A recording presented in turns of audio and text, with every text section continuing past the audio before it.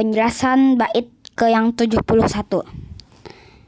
Baitnya adalah wa ba'dahu istisqa'uhu wa dhu qarad wa sudda an umratihi lamma qasad. Yang artinya adalah setelah itu beliau melakukan salat istisqa dan ghazwah dhu qarad dan beliau dihalangi ketika bermaksud akan umrah. Wa ba'dahu artinya adalah setelah itu. Istisqa'uhu Ibnu Athir mengatakan pada tahun tersebut, yaitu 6 Hijriah, terjadi kemarau panjang.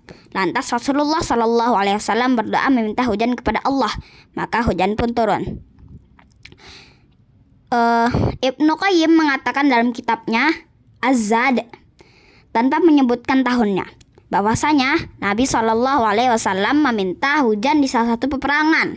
Saat peperangan waktu itu musyrikin lebih dulu datang kemudian menguasai oase, sehingga kaum muslimin mengalami kehausan dan mengadu kepada Rasulullah SAW.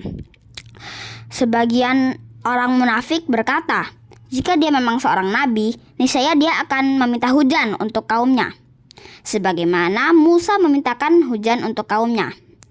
Ucapan ini sampai ke telinga Nabi SAW. Lantas bersabda, benarkah mereka mengatakannya?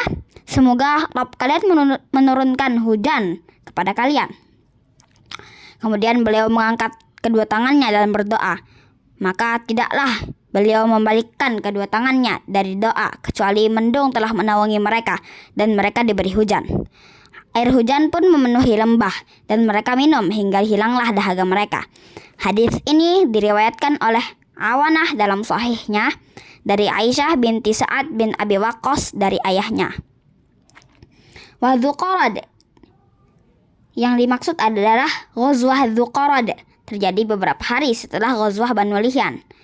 Al-Hafiz Ibnu Katsir dalam kitabnya Al-Fusul mengatakan, setelah beberapa hari beliau pulang ke Madinah, Uyainah bin Hisn dari kalangan Bani Abdullah bin Ghatafan menyerang unta-unta Nabi SAW yang ada di hutan, lalu menggiringnya dan membunuh pengembalanya, yakni seorang lelaki dari Ghifar.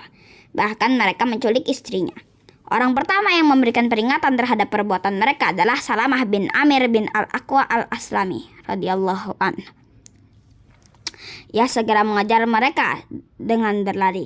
Meski demikian, ia dapat mengejar mereka. Bahkan ia sempat memanah mereka dan berkata, "Hudha ana ibnul Aqwa, wal yauma yaumur rud." Yang berarti, rasakan itu. Aku adalah anak Al-Aqwa dan hari ini adalah hari yang rudha. Ya, wal yauma yaumur rudha. Bukan rud, dia salah tadi. Nah, ia pun berhasil mengambil sebagian besar apa yang sudah di tangan mereka. Saat peristiwa itu tersiar di Madinah, Rasulullah SAW berangkat bersama tentara berkuda. Beliau berhasil menyusul Salamah bin Al-Aqwa dan membawa pulang unta-untanya.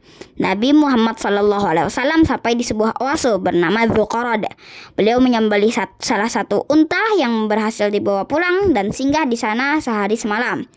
Baru kemudian pulang ke Madinah. Wa sudda an umratihi lamma qasad. Nabi SAW dihalangi ketika bermaksud pergi ke Makkah untuk umrah. Terjadi pada tahun 6 Hijriah dalam peristiwa Hudaybiyah. Nabi SAW berangkat dengan 1.000 sekian ratus sahabat. Namun tidak memungkinkan bagi mereka umrah dalam perjalanan tersebut. Akhirnya mereka berdamai dengan Quraisy dalam beberapa syarat. Disepakati bahwa umrah boleh dilakukan tahun depan dan Nabi SAW tidak jadi berumrah tahun itu. Perjanjian damai antara beliau dengan musyrikin dinilai dengan kemenangan besar, sebagaimana perkataan Ibnu Mas'ud dan yang lainnya.